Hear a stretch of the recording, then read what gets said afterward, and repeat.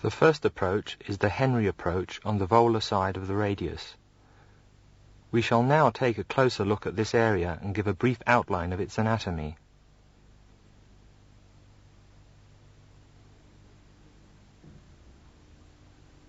Here we have the brachioradialis muscle with the cutaneous portion of the muscular cutaneous nerve and the radial artery. Flexor carpi radialis, the bicipital aponeurosis, pronator teres, palmaris longus,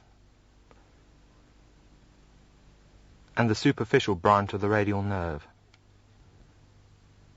This is the incision as proposed by Henry. The incision goes up a hand's breadth into the arm, keeping a finger's breadth lateral to the edge of the biceps. It reaches to the radial styloid.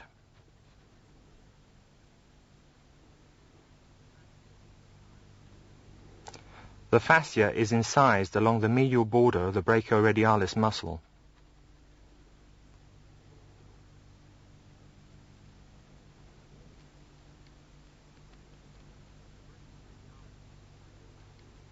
The brachioradialis is retracted laterally and the biceps tendon medially to expose the supinator muscle and the common radial nerve. At the point now being indicated lies the recurrent radial artery. It curves laterally around the biceps tendon and must be divided in order to mobilize the wad of 3 long muscles which flanks the outer face of the forearm. The extensor carpi radialis longus is now retracted laterally together with the superficial branch of the radial nerve.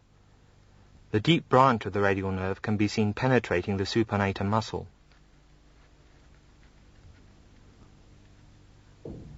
The supinator muscle may then be detached from the proximal radius, taking care not to injure the deep branch of the radial nerve. The exposure can be extended as far distally as the styloid process of the radius by detachment of the flexor pollicis longus,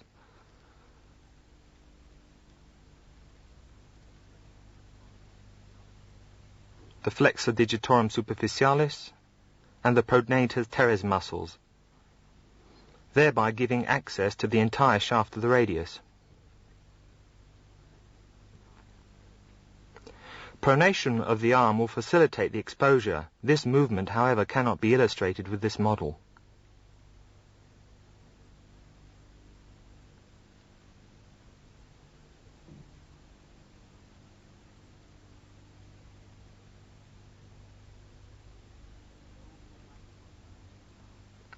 The dorsal lateral approach to the arm. First, a brief look at the anatomy. Here we have the extensor digitorum communis, and here the mobile wad of Henry, consisting of the brachioradialis and the extensor radialis longus and brevis.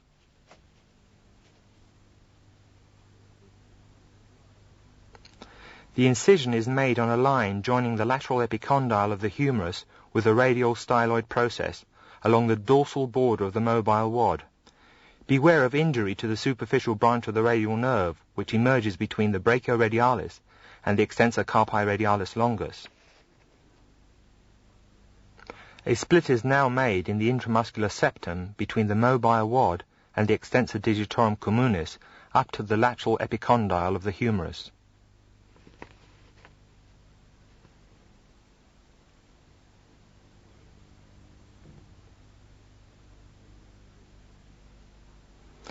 This exposes the supinator muscle and the deep branch of the radial nerve, which emerges from the supinator channel and runs to the extensor digitorum communis, which it supplies.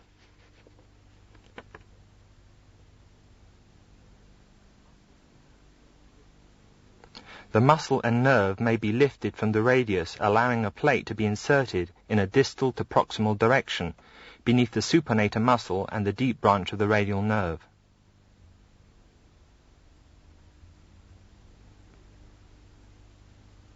The posterior approach to the humerus.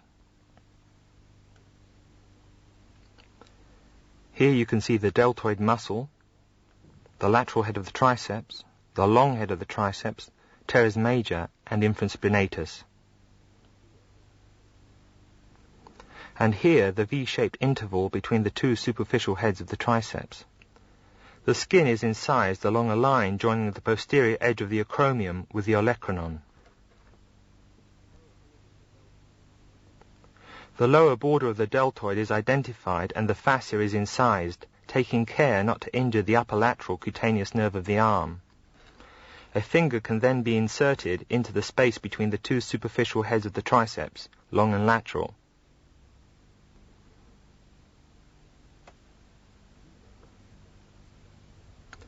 These are bluntly separated down to the aponeurosis.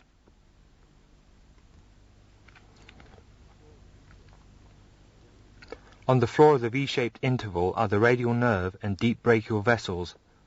These descend obliquely and laterally across the deep medial head of the triceps. The medial head of the triceps must then be detached.